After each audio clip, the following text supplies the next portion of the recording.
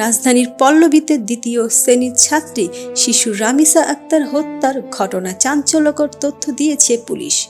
আইন শৃঙ্খলা বাহিনীর দাবি, মূল অভিযুক্ত স্বামী জাকির হোসেন ওরফে সোহেল রানাকে পালানোর সুযোগ করে দিতে দীর্ঘ সময় ফ্ল্যাটের দরজা বন্ধ রাখেন স্ত্রী স্বপ্না। জাকির জানালার গ্রিল কেটে পালিয়ে যাওয়ার পর দরজা খোলা হয় বলে জানিয়েছে পুলিশ। ঢাকা মেট্রোপলিটন পুলিশের অতিরিক্ত কমিশনার এস.এন. নজরুল ইসলাম মঙ্গলবার রাতে সংবাদ সম্মেলনে এ তথ্য জানান।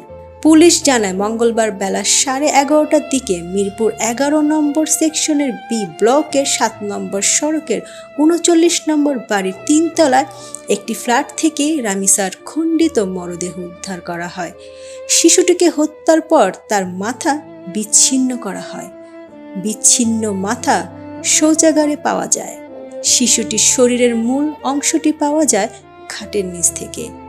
রামিসা হত্যার ঘটনায় আটক মূল অভিযুক্ত জাকির হোসেন। আইন শৃঙ্খলা বাহিনীটি জানায়, নৃশংস এই হত্যাকাণ্ডের মাত্র 7 ঘন্টার মধ্যে প্রধান অভিযুক্ত জাকির হোসেন ও তার স্ত্রী স্বপ্নাকে গ্রেফতার করা হয়।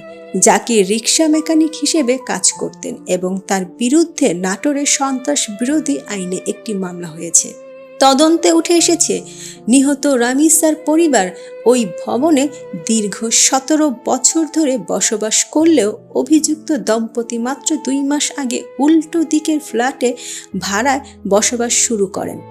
গতকাল সকালে রামিসাকে স্কুলে পাঠানোর জন্য খোঁজাখুঁজির এক পর্যায়ে তার মা ওই দম্পতির ফ্ল্যাটের দরজার সামনে মেয়ের স্যান্ডেল দেখতে পান।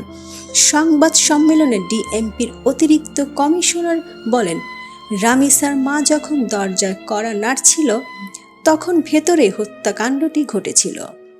মূল অভিযুক্ত যাতে পালাতে পারে সে সুযোগ করে দিতেই স্ত্রী স্বপ্না দীর্ঘক্ষণ দরজা বন্ধ রাখেন বলে পুলিশের ধারণা। পরে জাকির জানালার গ্রিল কেটে পালিয়ে যায় এবং এরপর দরজা খোলা হয়।